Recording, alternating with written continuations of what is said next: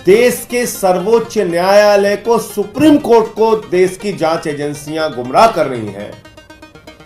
केंद्र सरकार की प्राइम इन्वेस्टिगेटिंग एजेंसी जिसको कहते हैं वो गुमराह कर रही हैं। ये मैं पूरे प्रमाण के साथ आज आपको बताने जा रहा हूं।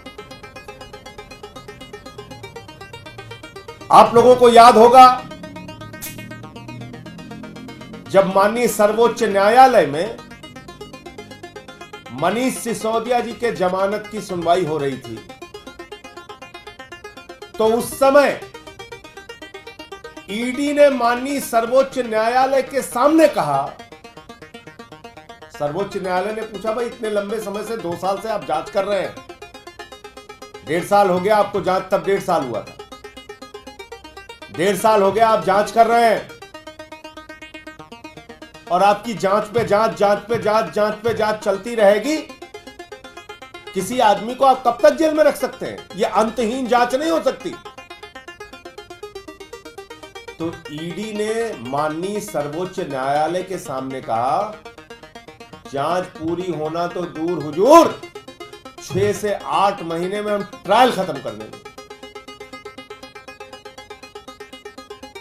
ये कहा सर्वोच्च न्यायालय के सामने, आप लोगों की जानकारी में है, पूरे देश ने सुना कि सारा ट्रायल जो है वो 6 से 8 महीने में हुजूर खत्म हो जाएगा। अब आ जाइए 4 जून को फिर इस साल, और 6 से 8 महीने तो बीत ही गया। अभी तक मनीष सिसोदिया भी जेल में है, फाइनल चार्जशीट भी नहीं आई है, ट्रायल तो शुरू होना बहुत दूर की बात है। अब आ जाइए 4 जून को। 4 जून को सुप्रीम कोर्ट में सुनवाई होती है इस साल, इसी महीने। अब 4 जून को सीबीआई ने माननीय सर्वोच्च न्यायालय के सामने कहा, किसी और अदालत के सामने नहीं, देश की सबसे बड़ी अदालत माननीय सर्वोच्च न्यायालय सुप्रीम कोर्ट के सामने कहा, जब सुप्रीम कोर्ट ने कहा भाई कब तक आप जांच चलाएंगे, 2 साल हो गया, 2 साल हो गया, कब तक आपकी जांच चलती रहेगी? बोले सर साहब एकदम जांच पूरी हो गई, सब कुछ तैयार है साहब, बस 2 से 3 हफ्ते के अंदर हम फाइनल चार्जशीट दाखिल कर देंगे, अब हमको कोई जांच नहीं करनी। सुना होगा आप लोगों ने, ये भी आप लोगों की जानकारी में। माने सीबीआई सुप्रीम कोर्ट को गुमराह कर रही है। इसका मतलब सीबीआई अपनी जांच पूरी कर चुकी थी। इसका मतलब सीबीआई को आगे जांच नहीं करनी थी।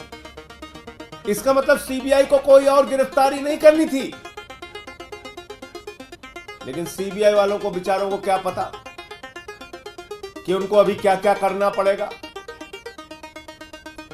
उसी बीच एक ऐतिहासिक फैसला ट्रायल कोर्ट का, ईडी कोर्ट का अरविंद केजरीवाल के मामले में आता है और वो फैसला यह कहता है ईडी के पास कोई सबूत नहीं है अरविंद केजरीवाल के खिलाफ। ईडी दुर्भावना से काम कर रही है अरविंद केजरीवाल के खिलाफ। ईडी के पास कोई मनी ट्रेल नहीं है, कोई सबूत नहीं है, एक पैसे की बरामदगी नहीं है और इसलिए अरविंद केजरीवाल निर्दोष हैं।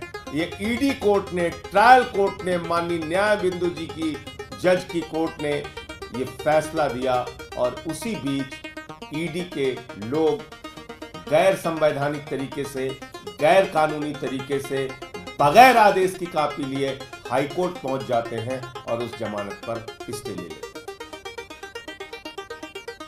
अब केंद्र सरकार को लगा कि अरे ये तो केजरीवाल बाहर निकल जाएंगे। जिस सीबीआई ने कहा जांच पूरी हो गई है, 2 से 3 हफ्ते में फाइनल चार्जशीट दाखिल हो जाएगी, उसको केंद्र सरकार ने कहा, बीजेपी की सरकार ने कहा, मोदी की सरकार ने कहा जाओ तुरंत अरविंद केजरीवाल पे नया मुकदमा लिखो और उनको गिरफ्तार करो। जांच एजेंसियों का कितना खुला दुरुपयोग हो रहा है, इससे बड़ा कोई उदाहरण नहीं मिल सकता। तुरंत पहुंच गई सीबीआई जेल,